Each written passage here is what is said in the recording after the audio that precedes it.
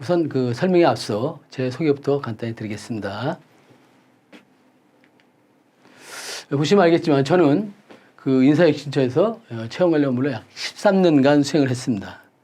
여러분들이 아마 인사혁신처 그러면 잘 모르실 것 같은데 아마도 여러분들 인사혁신처 주관하고 있는 사이버 국가교육센터 이거는 아마 여러분들 많이 들으셨을 겁니다. 즉 사이버 국가교육센터는 뭐냐? 여러분들이 원서를 접수하고 또 시험 또 실시 공고 또 장소 공고도 다 하고 마지막으로 합격자 피의자 합격자 발표도 다 했죠. 그래서 아마 이런 사이버 국가교육센터는 잘 아실 겁니다. 이거를 운영하는 부서가 인사혁신처고 저희 채용 업무 관련해서는 여러분들이 잘 아시는 그 피시험 문제뿐만 아니라 이번 면접시험도 주관해서 면접시험 문제 출제라든가 면접위원 선정 등 면접시험을 주관하고 있습니다. 저는 이 업무를 약 13년간을 수행했다는 뜻입니다.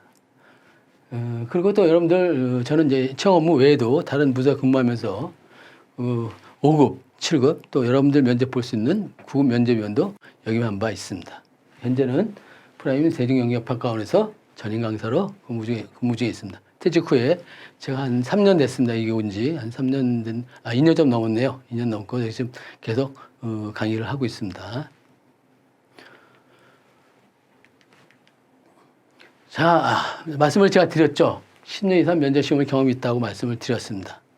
즉, 제가 이제 면접시험을 주관도 하고 또 면접을 참여하다 보니까 여러분들이 어떤 수험생이 면접시험에도 합격을 하는지 이런 거를 잘 좀 경험을 했다고 생각합니다. 또한 이 면접시험은 피시험과 달리 그 면접에서 불합격한 수험생의 경우에는 이의제기를 많이 하는 편입니다. 왜냐? 피시험 같은 경우는 명확하게 내가 몇 점 받아서 불합격했다는 게 나타납니다. 그런데 면접시험은 그렇게 나타나지는 않죠. 그래서 내가 왜 면접에 떨어졌는지 궁금하기도 하고 또 내가 떨어질 것 같지는 않았는데 이런 수험생들이 되게 많습니다. 그래서 수험생들이 대부분 전화를 민원을 제기하거나 아니면 직접 인사혁신처 체험과로 찾아와서 이 이의를 제기하는 경우가 많습니다. 제가 그럴 때마다 제가 이제 사무관 때죠. 주로 사무관 때나 직원 때 그런 수험생들을 많이 상대해 봤습니다. 그 많이 상대하다 보니까 이 수험생이 왜 면접에 떨어졌는지 그걸 잘 알게 됐더라고요. 그러니까 결국 저는 무슨 얘기냐?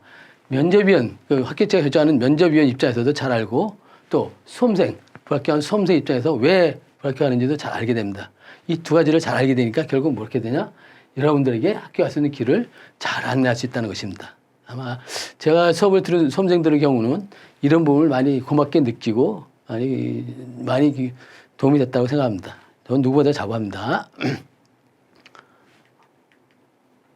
자, 이제부터 이제 면접 좀 설명을 좀 드려보도록 하겠습니다. 면접 기호입니다. 첫 번째.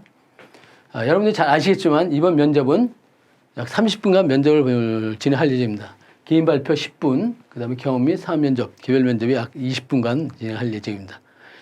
지금 올해하고 작년에는 약 면접 시험이 30분간 진행됐지만 원래는 재작년까지는 40분간 면접을 진행하던 걸 코로나 때문에 10분 줄여서 30분간 면접을 진행하도록 되어 있습니다. 그래서 본 면접에 앞서서 여러분들은 응시자 대기장에서 약 경험 및 사업 문제, 개별 면접 과제에 대해서 약 20분간 작성을 한 후에 그 다음에 발표문 검토장을 가서 개인 발표 5분 정도, 10분 정도 개인 발표 문제를 가지고 검토를 한 후에 면접장에 입시하도록 되어 있습니다. 그래서 일반적으로 개인 발표는 한 문제, 또 개별 면접은 경험제 시험 문제 한 문제, 사항제 시험 문제 한 문제 등 총 2문제가 출제될 것으로 예상됩니다. 다만 면접은 개인 발표 및 개인 발표 및 개별 면접 자료만을 가지고 진행한다는 것을 말씀드리겠습니다. 다음 문제 유형입니다. 그래서 개인 발표는 공직자가 가져야 할 자세에 대하여 의견을 제시하는 유형으로서 예로는 정부와 국민과 소통을 강화하기 위해 공직자가 가져야 할 자세는 무엇인지 발표해 주십시오. 라는 문제를 가지고 10분간 메모 후에 발표 및 질문을 통해서 실시하는 면접을 말하는 겁니다. 경험 문제는 아마 이번에 특이한 거는 경험 문제가 이미 주어졌죠. 어떤 문제가 뭐냐면 임용 이후 근무하고 싶은 부처와 담당하고 싶은 직무를 기술하고 해당 분의 직무 수행 능력 및 정무 수행 함양을 위해 어떤 노력과 경험을 했는지 기술하시오라는 문제가 될 겁니다. 경험 문제는 이미 주어졌습니다. 그래서 요 문제는 그거 가지고 아마 질의응답을 통해서 면접을 진행할 것 같습니다. 다만 사항 문제는 각종 상호 업무에 대하여 해결 방안을 마련하는 유형으로서 예를 들면 당신은 주민센터 주무관인데 한 노숙자가 매일 동주민센터 화장실을 이용하여 씻고 있다. 주민들이 노숙자를 쫓아달라며 민원을 제기한다면 어떻게 하겠는가라는 등의 특정 상황에 대해서 본인이 작성한 자료를 가지고 질문하는 면접에 해당되겠습니다. 자, 면접의 진행 절차에 대해서 간단히 설명드리겠습니다. 아마 이번에 면접 공고가 장소하고 날짜가 아마 정확히 공고가 안 된 걸로 알고 있습니다. 6월 25일 날 아마 장소가 공고될 것 같은데 아마도 과천에 있는 국가인재개발원의 면접자에서 보거나 거기 아니면 또 코엑스 에서 아마 진행할 것 같습니다. 아마 두 군데서 다 진행할 것 같은데 작년에도 코엑스하고 국가인재개발원 면접장에서 과천에 있는 국가인재개발원 면접장에서 면접을 진행한 걸로 알고 있습니다. 그래서 올해도 아마 그 두 군데에서 면접을 볼 것 같습니다. 또한 7월 28일 날 일자별로 내가 언제 응시할 건지 이런 부분들 아마 7월 28일 날 세부 일정이 나올 것 같습니다. 그때는 아마 일정과 발표하면서 여러분들이 오전 또는 오후 이렇게 구분해서 아마 언제까지 오전 출석조하고 오후 출석조 이 두 개를 나눠서 아마 출석할 것 같습니다. 그래서 7월 28일 날 보시고 내가 오전에 응시할 건지 오후에 응시할 건지 정확히 아마 확인을 하셔야 될 것 같습니다. 그래서 여러분들 이제 그런 응시 일정을 다 알고 해당 면접장에 가게 되면 제일 먼저 도착하면 제일 먼저 공고되는 게 뭐냐면 여러분들의 면접조하고 면접 순서가 입구에 붙어 있습니다. 그래서 그 면접조하고 응시번호를 확인한 후에 응시 대기장에 가서 그 자리에 앉게 됩니다. 그 자리에 앉게 되면 출석 확인하고 응시 요령을 교육한 다음에 면접시험 평정표를 2면을 작성하게 됩니다. 면접시험 평정표는 이미 공고문에도 나와 있죠. 공고 나왔는데 중요한 거는 여기 보면 응시번호 밑에 까맣게 표시되어 있습니다. 이것은 왜냐하면 여러분들 응시번호가 이제 9자리인데 보통 앞에 3자리는 응시 직렬을 얘기하고 그 뒤에 두 번째가 그 다음 두 자리 숫자가 지역을 얘기를 합니다. 그 지역을 주음으로써 여러분들한테 지역별 차별, 지역의 공정성을 없애기 위해서 이런 응시번호 앞부분을 스티커를 붙여서 주게 되어 있습니다. 그리고 평점을 작성한 후에는 이제 개별 면접 과제를 주어집니다. 한 장에 경험 문제하고 상황 문제 2가지를 주어지게 됩니다. 그 면접 문제를 받으면 이런 응시자 개별 면접 과제 작성 용지에 첫 번째 문제는 경험 문제, 두 번째는 상황 문제를 가지고 답변 자료를 작성하게 되어 있습니다. 그래서 여러분들이 이제 개별 과제 작성지에 다 작성하면 이제 다음에는 개인 발표문 작성장으로 이동하게 됩니다. 그래서 그 발표문 검토장 가서 이것도 똑같이 개인 발표 문제 한 문제를 주어주면서 거기다 개인 발표문을 검토한 후에 약 10분간 검토 후에 면접장으로 이동하게 되는데 이 오분 발표 질문지 보면 유의사항 나오고 그다음 질문지가 나옵니다. 질문 나오고 메모를 밑에 하도록 되어 있습니다. 개별 면접하고 다르게 이 개인 발표 문제는 별도로 작성 용지를 주지 않고 이 문제지에 별도로 메모를 한 후에 그 메모지를 가지고 면접장에 가서 발표한 후에 질의응답을 하는 식으로 진행할 예정입니다. 그럼 작성을 다 끝나고 나면 여러분들은 아마 면접장으로 이동하게 될 겁니다. 면접장 이동해서 시험관리관의 응시표, 신분증 제출 후에 본인 여부를 확인합니다. 그 위에 면접장이 끝나고 나면 바로 면접실에 입장을 해서 개인 발표 및 개별 면접을 통해서 면접을 진행할 예정입니다. 요게 이제 면접장의 면접실의 구조입니다. 대부분 보면 수험생들이 면접실 입구에 서면 보통 문을 정면에 본다면 문을 왼쪽에 두거나 오른쪽에 두고 이렇게 수험생이 처음에 들어가기 전에 대기하도록 되어 있습니다. 대기하고 그 다음에 출입문을 통해서 똑똑하고 들어가면 수험생 입구에 의자가 앉아 있고 정면에 면접위원 2분 앉게 되어 있습니다. 그래서 이번에 아마 면접위원 2분 앞에 아마 유리 칸막이가 쳐져 있지 않을까 생각이 듭니다. 그래서 여러분들이 이제 면접장에 입시를 하면 조금 전에 말씀드렸지만 딱 들어가자마자 면접위원과 눈을 마주치게 됩니다. 딱 정면에 있기 때문에 면접위원과 눈을 딱 마주치면 그냥 딱 들어가면 좀 뻘쭘하겠죠.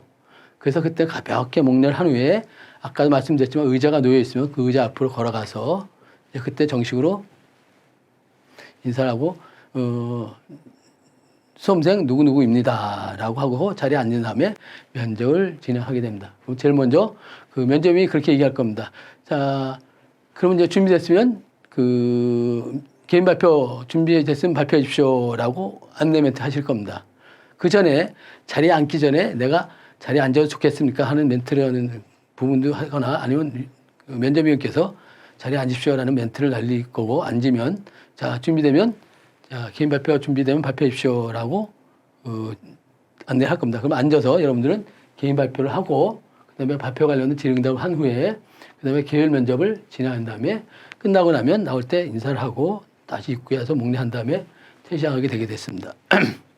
그 다음에 퇴실하면 여러분들이 그 개인 발표 자료 아마 개인 발표 자료를 시험관리에 반납한 후에 응시표, 신분증, 본인분들 수령한 후에 설문 작성을 이동해요. 설문 작성 후 기각하도록 되어 있습니다. 다만 그 면접조 아마 1번, 2번 많으면 3번 정도까지는 이 대기자들이 설문장에 대기할 수가 있습니다. 왜냐하면 아까도 말씀드렸지만 오전조하고 오후조가 틀립니다. 그래서 오후조가 면접장에 입실하기 전까지 응시가 되기죠.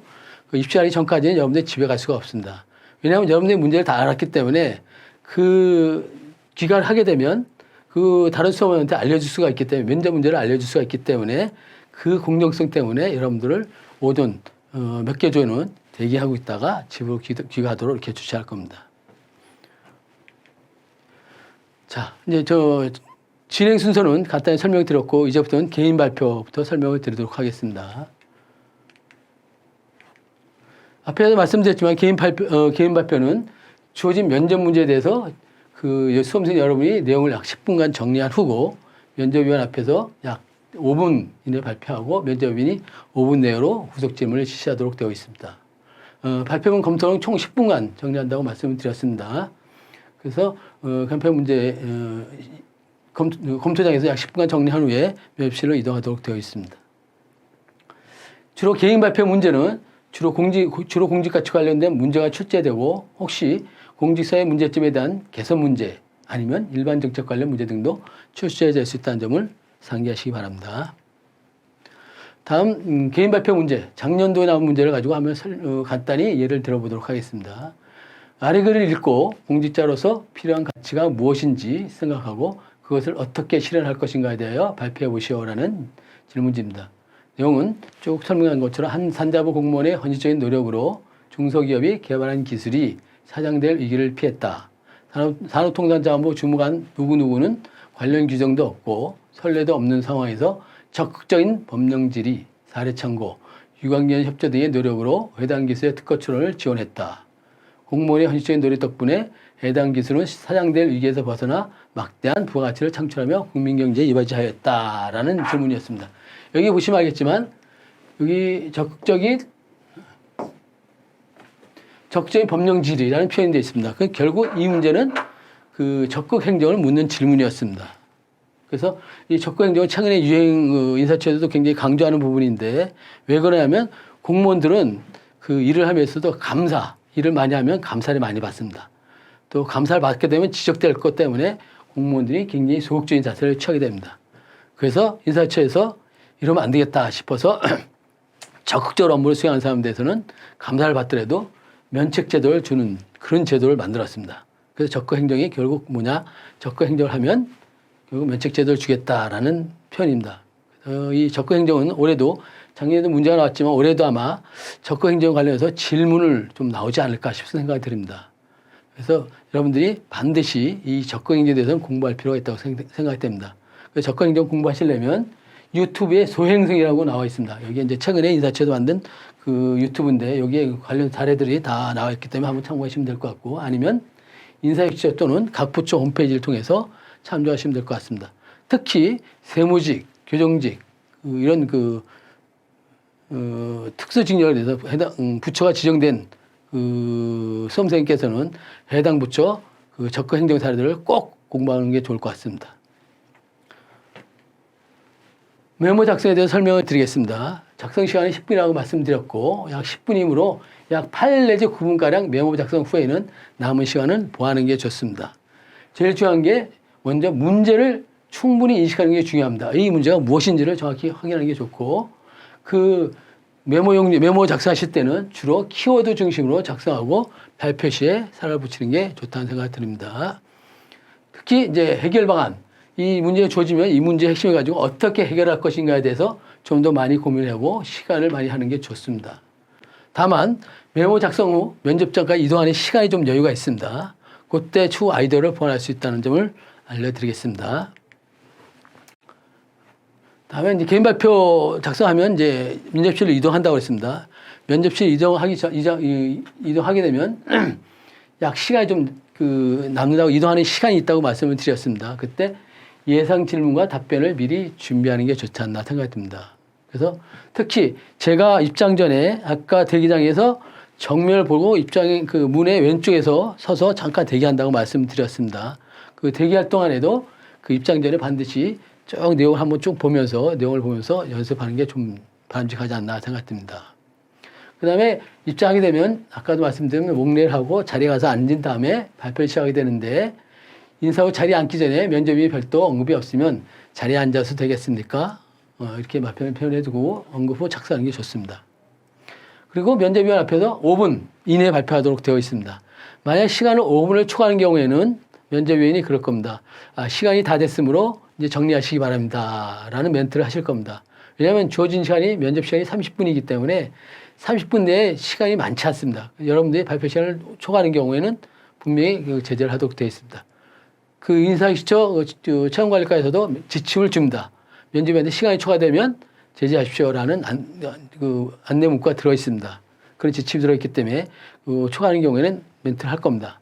그러면 당황하실 필요 없이 그 5분 이내에 발표, 이 정도로 발표를 마치고 자세한 내용은 질의응답을 통해서 답변 드리도록 하겠습니다. 라는 멘트를 하셔야 됩니다. 다만 여러분들이 아마 처음이라 발표를 하시면 5분을 넘기기 쉽지 않을 겁니다. 5분이란 건 결국 짧은 시간이 아닙니다. 한번 집에서 한번 연습해 보십시오. 5분이 그렇게 길지 않다는 걸 짧지 않다는 걸 느낄 겁니다. 그래서 5분 이내로 초과되는 건 거의 없을 거라고 생각됩니다. 그리고 발표가 끝나고 나면 5분 이내에, 5분 내로 후속 질문을 하게 되는데 대략 한 두세 정도 질문을 하면 한 5분 정도로 마무리되지 않을까 싶습니다. 그래서 개인 발표를 마치고 나면 다음에는 개별 면접을 하겠죠.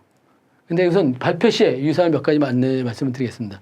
목소리는 작지 않도록 적절한 크기로 발음하는 게 좋습니다. 너무 커도 목소리 너무 큰 경우도 좀 면접한테 결례가 될 수가 있으니까 크지 않은 목소리로 적당한 목소리를 가지고 발표하는 게 좋다는 생각을 드립니다.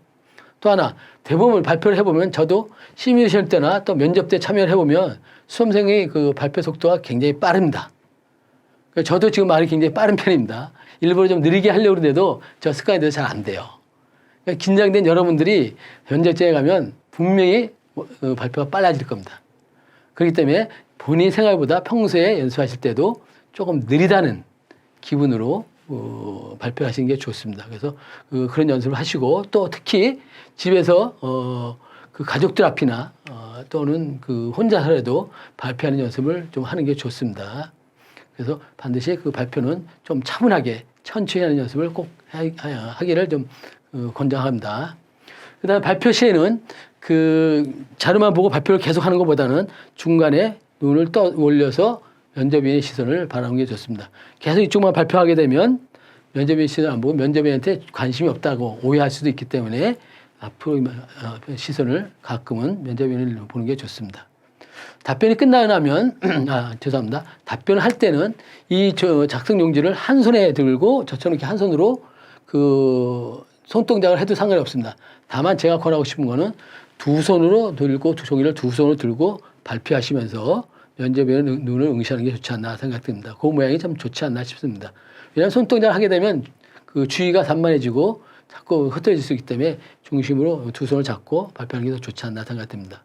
발표가 끝난 후에는 이 작성용지를 무릎에다 가져가니 앉혀놓는 게 좋습니다. 이 바닥에 내려놓으면 참 보기 모양은 안 좋습니다. 그래서 무릎에다 올려놓고 질의응답을 하는 게 좋습니다. 특히 이제 개별 면접은 본인이 자료가 없기 때문에 그 후속 질문도 계속 그 본인 그 발표 자료를 안고 그래서 질의응답하는 게 좋다고 생각됩니다. 다음은 개별 면접에 대해서 설명드리겠습니다. 앞에서 설명드렸지만 그 개별 면접은 경험 면접하고 수학 면접 두 가지로 진행된다고 말씀드렸습니다. 특히 경험 문제는 이번에 문제가 주어졌다고 말씀드렸죠. 지원 부처 및 담당하고 싶은 직무에 대해서 직무 수행 능력 및 정서 향상을 위한 노력, 경험 이걸 가지고 기술하도록 이렇게 돼 있고 돼 있어서 이 문제는 지원자 본인의 현재 공직 가치 또는 역량을 검증하였다는 뜻입니다. 즉 경험 문제는 내가 가지고 있는 과거의 경험을 통해서 내가 현재 어떤 역량을 갖고 어떤 공직 가치를 함유하고 있는지를 확인하겠다는 뜻입니다. 잠시 후에 그 질문 내용을 좀 말씀을 드리겠지만 하여튼 경험 문제는 현재의 공직 가치하고 역량입니다. 다만 상황 면접은 앞으로 공직 생활을 하면서 그 문제에 대응을 어떻게 할 것이냐.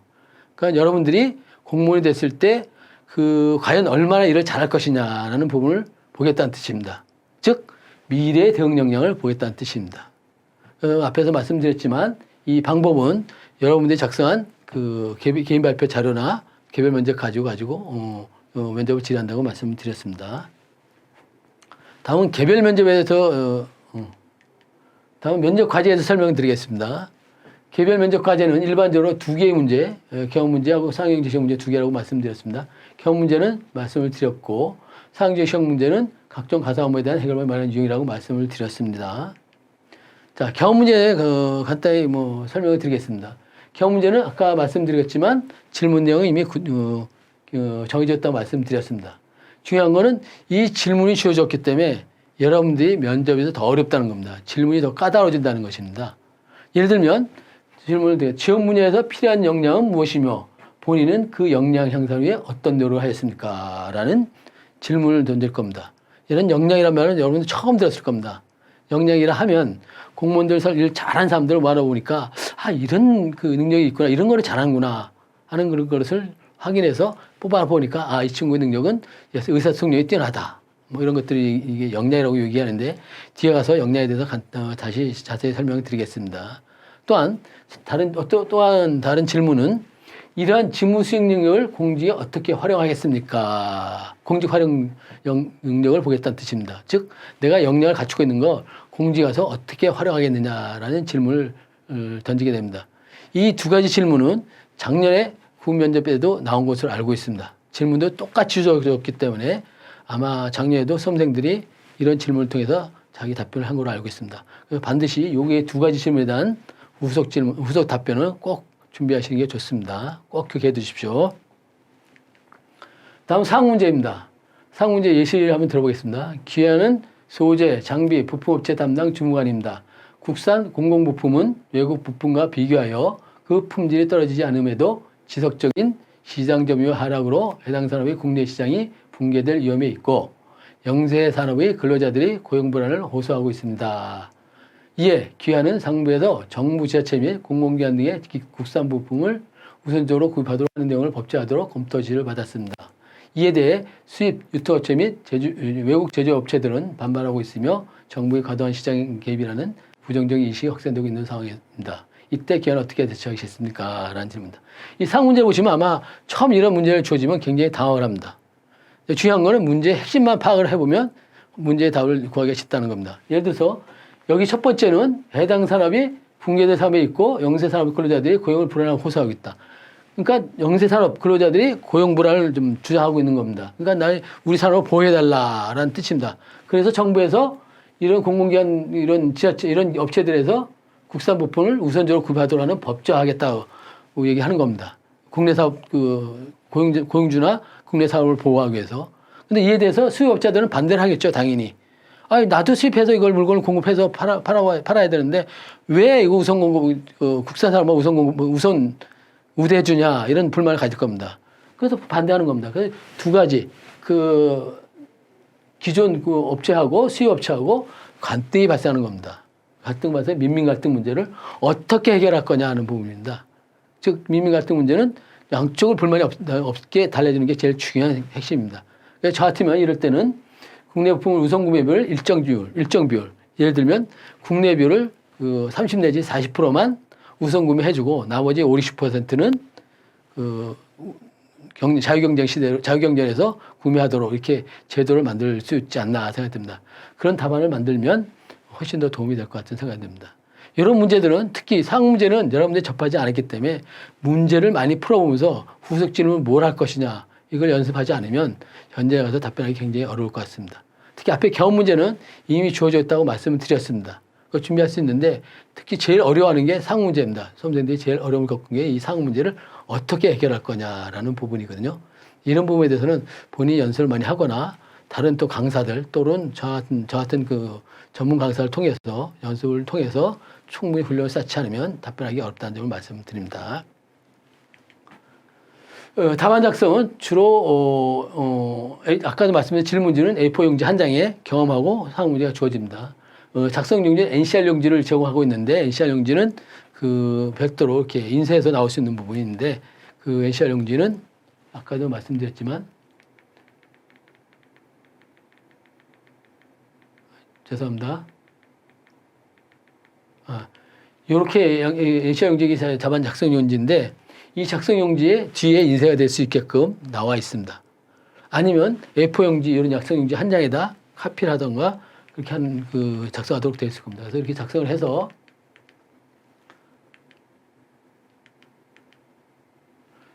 제공하게 됩니다. 작성 시간은 약 20분간 작성해야 되고 작성할 때는 아까도 말씀드렸지만 경험 문제는 이미 주어졌기 때문에 충분히 답안 작성하는데 시간이 많이 걸리지 않을 겁니다.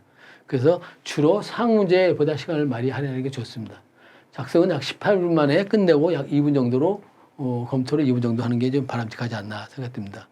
특히 제가 강조하고 싶은 거는 본인이 작성한 답안지는 모두 제출하도록 되어 있으므로 본인 보관이 없으므로 자신이 작성한 답안 내용을 반드시 기억해 두기 바랍니다. 이렇게 되어 있는데 무슨 얘기냐면 내가 개인 발표, 개별 문제까지를 문제를 받고 20분간 작성한 후에는 내 문제와 내 답안을 모두 관리관한테 제출하게 되어 있습니다.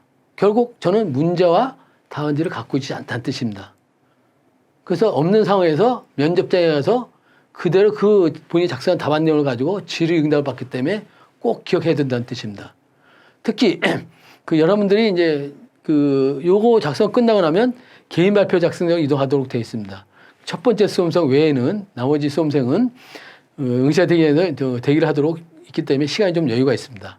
그런 분들은 이렇게 남아서 내 개인 발표 문제 개별 문제 과제에 특히 상호 문제를 어떤 거 작성을 하고 내용은 뭐였고 어떻게 답변해야 될지 후속 질문에 대해서 고민해 보면 좋습니다. 다만 첫 번째 수험생인 경우는 작성하고 나서 보통 화장실을 다녀온 뒤에 정리가 끝난 다음에 바로 개인 발표 작성장으로 이동하게 됩니다.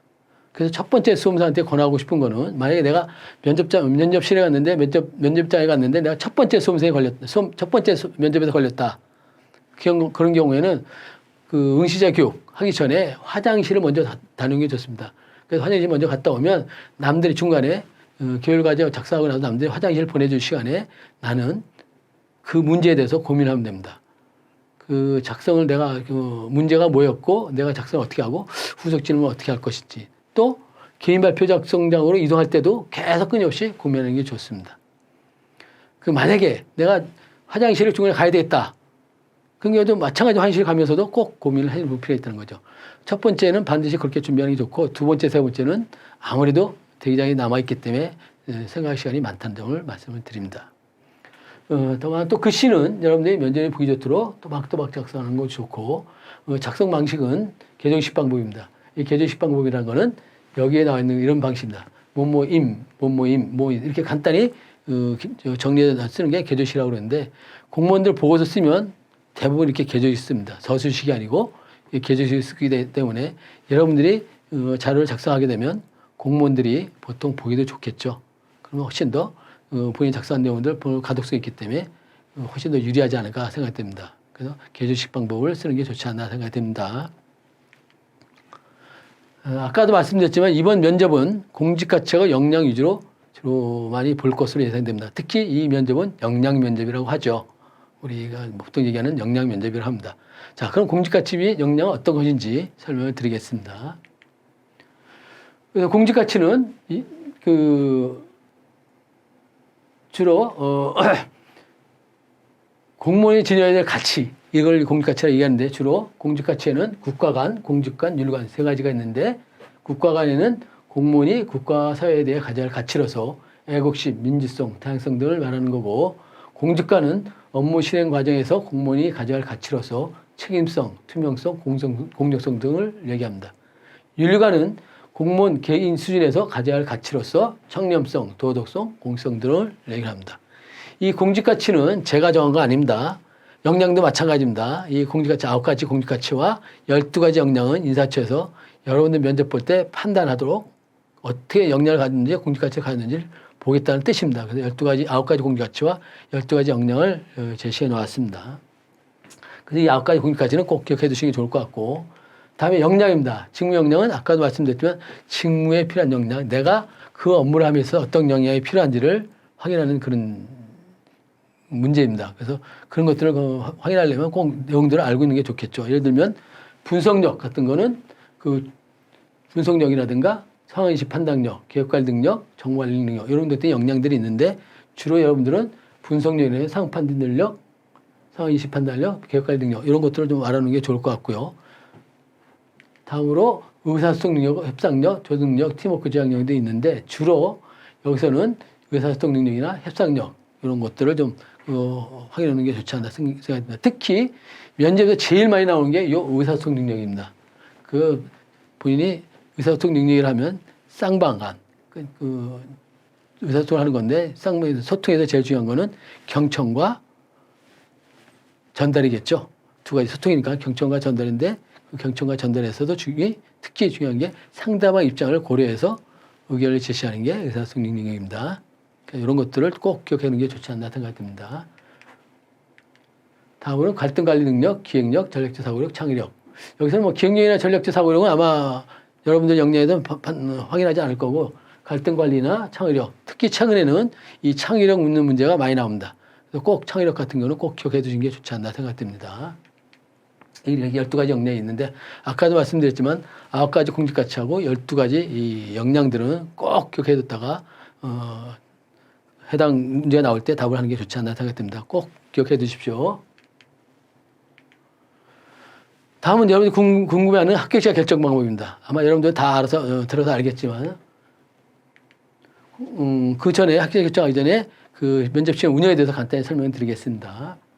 우선 이 면접은 무자료 면접, 블라인드 면접 방식이라고 하는데 시험인에게 부정적인 선입견을 줄 수 있는 필기시험 성적, 연령, 출신 학교, 병역 이행 여부 등의 정보를 제공하지 않는다는 뜻입니다. 특히 이번 면접은 여러분들 잘 아시겠지만 여러분들의 성적은 제시해 주지 않습니다. 면접위원들한테. 특히 여러분들이 궁금해하는 필기시험 성적을 면접위원이 갖고 있을까 없을까 하는 부분인데 분명히 말씀드리지만 면접위원은 여러분들의 성적을 모르고 면접을 진행하게 됩니다. 왜냐? 선입견을 없애기 위해서 성적을 제공하지는 않습니다. 또 그 연령 아까도 말씀드렸지만 말씀 안 드렸네 아까 그 평균표에 보시면 생년월일 중에 월일만 씁니다. 생년을 안 씁니다. 연령을 숨기기 위해서 연령을 표시하지 않습니다. 또 출신 학교도 기재하지 않습니다. 이거 제공하기 때문에 오로지 여러분들의 실력, 면접 성적만을 가지고 합격을 결정한다는 뜻입니다. 또 면접위원 운영, 선정및 운영에 있어서도 면접위원 선정부서, 특히 출제과죠. 출제과에서 면접시험 출제과를 문제를 만들고 면접위원을 선정하고 다 선정된 면접위원들은 면접 당일날 면접시험장에서 인수인계해서 받도록 되어 있습니다. 받은 다음에는 면접장에서 또 면접위원을 무작위로 추첨해서 면접장에 배정합니다. 그러니까 여러분들이 궁금해하는 면접에서 과연 외부 영향이 있느냐라는 굉장히 궁금할 텐데 전혀 없다는 말씀을 드립니다. 거듭 말씀드리지만 저도 이제 과정을 해봐서 알겠지만 주위에서 누가 연락이 옵니다. 당연히 연락이 오겠죠. 근데 그거 다 무시합니다. 할 수가 없습니다. 저도. 왜냐하면 이런 시스템이 갖춰져 있기 때문에 어떻게 해줄 수가 없습니다. 그래서 공정하게 오로지 여러분을 면접 시험만 가지고 면접의 그 성적만 가지고 합격을 결정한다는 말씀드립니다. 그래서 합격자 결정할 때는 시험령에 나와 있죠. 여러분들 잘 아시는 것처럼 우수, 보통, 미흡으로 결정하는데 우수는 무조건 합격이 되겠죠. 보통은 필기시험 성적 순으로 합격을 하도록 되어 있고 미흡은 필기시험 성적 순위에 관계없이 불합격 처분을 받게 되는 겁니다. 그 여러분들이 성적에 따라서 어떤 수험생은 내 성적이 커트라인 밑에 있다. 커트라인 정도 거기 걸려있다 싶은 사람은 우수를 반드시 받아야 합격할 수가 있을 겁니다. 또 보통 미흡은 또 성적이 우수하다면 미흡만 면하면 합격을 하겠죠. 왜냐하면 보통이 성적 순이기 때문에 그 성적이 높기 때문에 미흡만 맞지 않으면 합격을 하는 겁니다. 그래서 여러분들이 내 성적에 따라서 뭐 성적 공개되지 않았습니다만 최종까지 공개 안 하지 않습니다. 여러분들한테 면접 시험 끝나고 합격자 발표 때 여러분들의 합격자 성적을 공개합니다. 그렇죠. 객관식이기 때문에 여러분들 대부분 여러분의 성적을 알고 있습니다. 그래서 내 성적에 따라서 우수를 할 건지 아니면 미흡을 피할 것인지 하는 부분을 전략적으로 판단을 잘해서 결정을 하셔야 됩니다. 다시 설명을 드리자면, 구체적으로 설명드리자면, 예를 들면 선발 여정 100명을 가져있을 때 보통 필기시험 합격자를 120명 정도로 보통 둡니다. 120% 정도. 120시험을 합격을 했다 치면, 그래서 면접에서 10명이 합격을 받고 미흡이 5명이고 보통이 5명이다. 그러면 우수 10명은 합격을 하고 미흡 5명은 무조건 불합격을 하겠죠. 다만 보통 수험생 경우는 10명, 우수 시험 내 10명 빼고 90명을 가지고 필기시험 성적순으로 합격자를 결정한다는 것입니다. 그래서 여러분들한테 꼭 말씀드린 게 성적이 우수한 사람들은 보통만 봐도 합격을 한다는 겁니다. 그러나 커트라인, 이 90명만 합격하기 때문에 그 밑에 있는 성적, 예를 들어 우수를 뺀 나머지를 합격하기 때문에 커트라인 부분에 있는 수험생들은 반드시 우수를 받아야 된다는 문제가 있는 것입니다. 그러니까 반드시 여러분들이 어떤 전략으로 갈 것이냐는 부분을 꼭 고민하셔야 됩니다. 다만 동점자가 발생해서 동점자가 발생시 90명에서 여기 90명의 동점자가 발생을 한 경우에는 모두 합격 처리됩니다. 90명에서 5명의 동점자가 있는 경우는 4명이 추가 합격을 되겠죠. 그래서 총 4명이 추가 합격을 되고 4명이 추가 합격이 됩니다. 그리고 나머지 구급시험 같은 경우는 여러분 아시겠지만 그 지방공무원 합격하는 사람들이 대거 지방공무원을 많이 갑니다. 국가공무원 안 하고 지방공무원 많이 가기 때문에 내가 보통을 받고 나서도 예비 합격자에 될 수도 있습니다. 예비 합격을 해서 추가로 합격할 수 있는 제도가 있습니다. 그래서 꼭 혹시 내가 그 보통을 받았는데 예비 합격이다. 내가 합격할 수도 있는 가능성이 있다는 점을 꼭 아시기 바랍니다. 자, 중요한 이제 핵심 포인트를 하나 설명을 드릴게요. 제가 오랫동안 면접을 진행하면서 또 면접을 주관하면서 느낀 점이 있는데 여러분들이 이런 수험생들이 미흡을 받는다라는 경우를 좀 많이 겪어봤습니다. 그래서 그 사례를 몇 가지, 3가지로 나눠서 한번 구분해서 설명을 드려보겠습니다. 첫 번째, 면접 준비가 소홀한 수험생입니다. 단답형으로 답변하거나 사전 준비 부족으로 구체적인 답변이나 사례 없이 막연한 진술만 하는 경우. 뭐 질문하면 예를 그렇습니다. 단답형으로 답변하는 경우. 아니면 질문에 제시하는 방향과 무관하게 엉뚱한 사례, 어떤 상황을 답변하는 경우. 그 질문할 때 이런 질문 했는데 답변 엉뚱하게 한다. 혹시 또 질문을 잘못 들을 수도 있어요.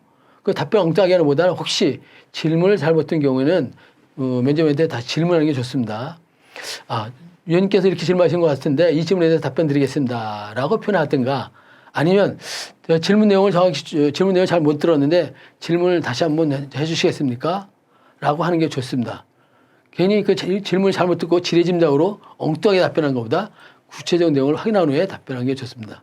그 이전에 질문 내용을 정확히 확인하는 게 좋겠죠. 그래서 정확한 답변을 하지 않으면 미흡을 받을 수 있다는 말씀을 드립니다. 그 예로 한번 설명을 드려볼게요. 이번에 희망을 부채 경문제 나옵니다. 똑같이 나오는데 일단 산업통상부 사람하고 답변을 했어요. 그래서 희망의 이유는 뭡니까? 그러니까 통상부에 관심이 많습니다. 라고 답변했을 거예요. 근데 그러면 통상부 중 본인이 가장 관심 있는 분야가 무엇이며 그 이유가 무엇입니까? 라는 질문을 합니다. 특히 이번에 면접에서 아마 경문제에서 이런 질문을 할 가능성이 높습니다. 내가 어떤 지원 부처에 어느 부서를 지원하겠다는데 그 부서의 주요 정책이 무엇입니까?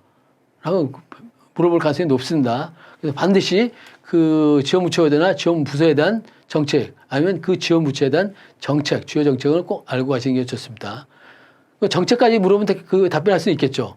더 중요한 거는 뭐냐면 그 개선사항이 무엇이냐, 그 정책의 개선사항이 무엇이라고 생각합니까?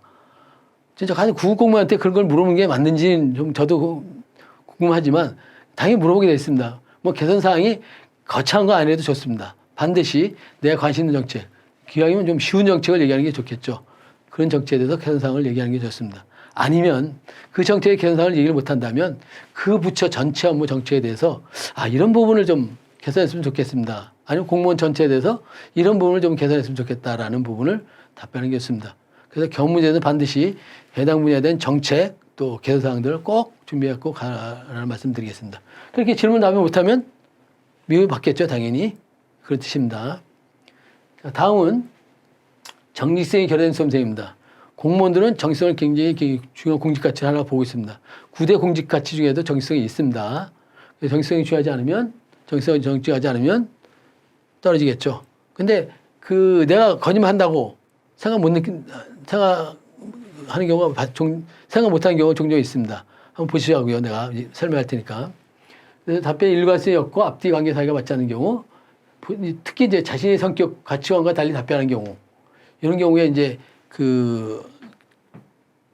정치성이 없다고 판단하겠죠. 예를 들면 과도하게 신중하고 세심한 성격인 수험생이 면접에 유리하다고 생각하여 적극적인 성격이라고 답변한 경우, 내가 적극적이 좀 소심하지만 공무원은 학교 하려고 이제 적극적이다, 막 이렇게 답변하는 경우도 있을 겁니다. 그 경우 이제 좀 어느 정도 지나간 다음에 면접에 질문합니다. 자, 그러면 지원부서 옵니까? 아까 지원부서 하도록 돼 있죠? 질문할 때 성격이 치밀하고 꼼꼼한 성격 때문에 제도 담당을 선호한다라고 답변합니다. 그럼 앞뒤가 안 맞죠? 앞에는 적성이 뛰어나다고 얘기했고 뒤에는 굉장히 꼼꼼하다는 말씀을 드렸습니다. 당연히 면접 끝나고 나면 수험생이 이 친구는 앞에는 이렇게 얘기했고 뒤에는 이렇게 얘기하더라. 면접이 꼭 얘기를 하더라고요. 저도 면접 때 많이 가서 느꼈던 거고 또 끝나고 나서 면접위원들한테 물어보면 그런 얘기를 많이 합니다. 수험생이 앞에는 이런 얘기했는데 뒤에는 얘기하는데 얘는 참 정치성이 없고 거짓말 좀 하는 것 같다. 공모전 부족하다. 그래서 미흡을 줘야 되겠다. 이렇게 얘기하는 걸 많이 봤습니다.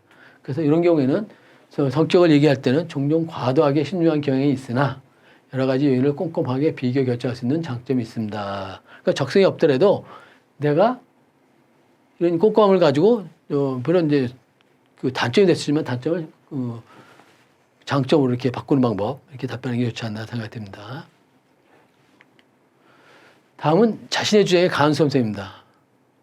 면접위원이 다른 견해의 질문에 대하여 일관성이 중요하다고 판단하여 자신의 의견만을 고수한 경우 또는 다양성, 융통성이 부족한 것은 인식할 가능성이 있다. 무슨 얘기냐면, 자, 우리 공무원들은 국민을 위한 정책을 많이 수행합니다.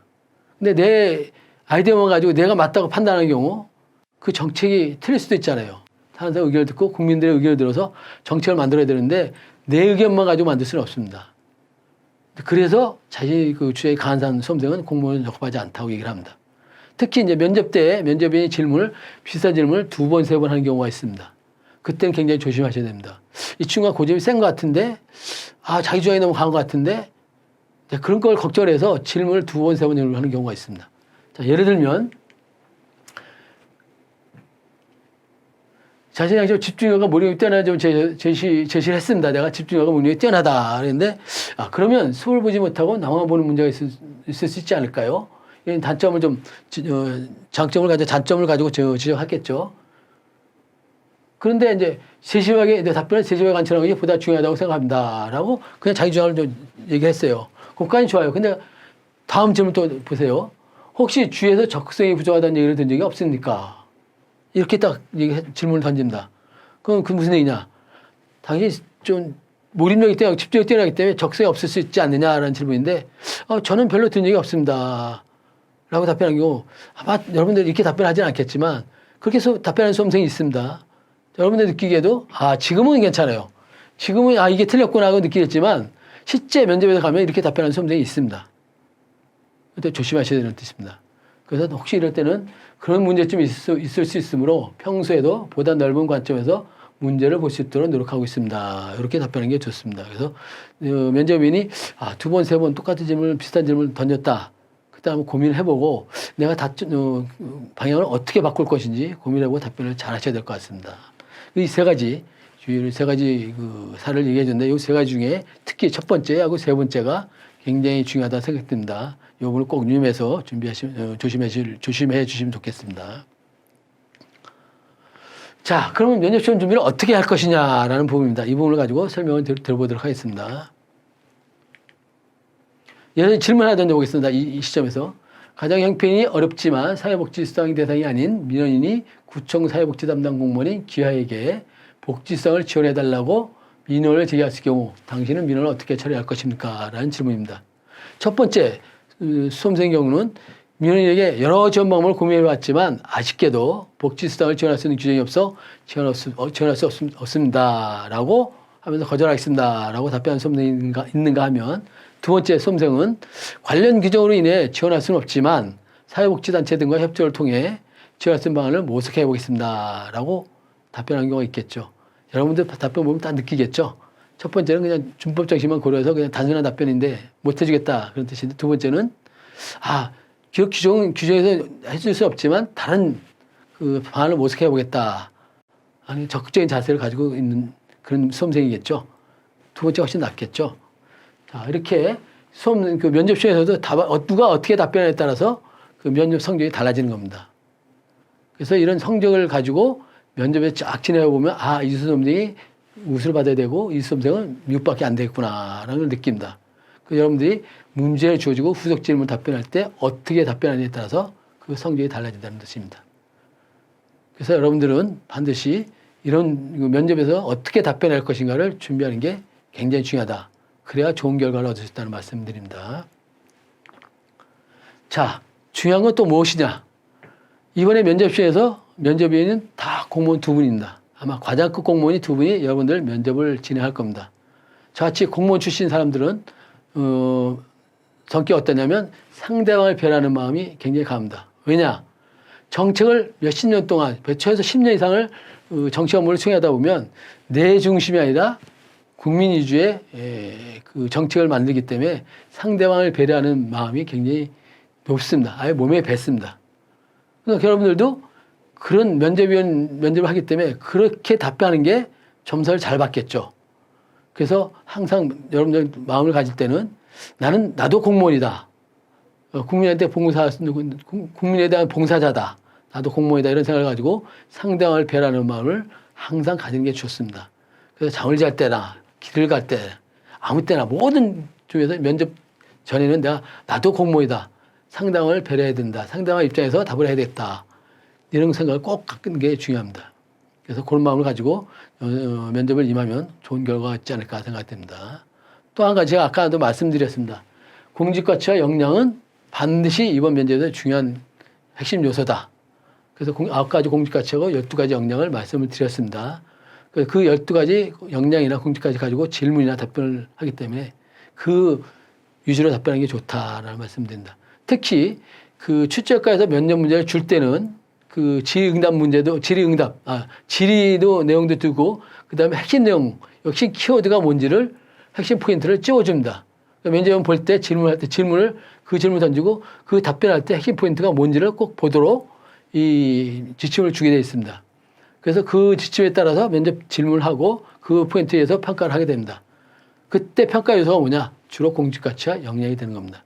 그래서 이 공직가치 역량을 반드시 숙지하는 게 중요하다는 말씀을 드립니다. 마지막 면접 복장은 아마 이번에도 그 공고문에 저도 봤는데 편한 복장을 입고 오세요라고 됐을 겁니다. 편한 복장 아마 여러분도 안 하고 갈 건 뻔합니다. 그래도 공고 나와도 편한 복장 가지는 않을 거고, 내가 진짜 한번 우수를 받아야겠다. 그러니까 편한 복장에다가 답변도 자신 있으면 그렇게 해갖고 와서 상관이 없습니다. 근데 대부분 아마 정장을 하고 갈 건데, 정장은 주로 진한색, 검정색이나 진한 남색 위주로 정장을 하는 게 좋습니다. 여자분도 마찬가지고 진한색이나 검정색, 진한 남색, 검정색이나 진한 남색 입고 하시기 좋습니다. 또 그 와이셔츠나 브라우스는 그 흰색, 무늬가 없는 흰색을 좀 권장하고 있습니다. 그 나머지는 단정한 복장으로 가시면 됩니다. 특히 여자분들 그 올림머리를 많이 하는데, 올림머리 하면 면접자에서 면접위원들 뭐라고 하냐면 이 개성이 없네. 복장도 똑같죠. 그죠? 머리도 똑같단 말이에요. 네, 그거는 면접위원들이 얘기를 많이 합니다. 그래서 저는 권하고 싶은 거는 그 아침에 새벽에 올림머리 하느라고 몇 시간씩 소비하는 것보다 그 남은 시간에 면접 문제, 어떤 문제가 나올까 고민하는 게 더 좋지 않나 생각이 듭니다. 아니면 잠을 더 자든가. 그래서 여자 같은 경우 머리 스타일을 단정하게, 자기에 맞는 스타일에 맞는 단정하게 가는 게 제일 좋다는 말씀을 드립니다. 끝으로 강의 안내를 설명드리겠습니다. 저는 이번 면접 때는 아마 시뮬레이션 면접만 진행할 겁니다. 인강은 저는 안 하고 오로지 면접 시뮬레이션만 가지고 수업을 할 진행 예정입니다. 특히 저는 오랫동안 면접위원도 했고 면접을 주관했기 때문에 이 시뮬레이션의 강점이 있기 때문에 저는 시뮬레이션 위주로만 수업을 하도록 하겠습니다. 또 요새 코로나 때문에 그 지방 공무원들 또 올라와서 수업 못하는 경우 많죠.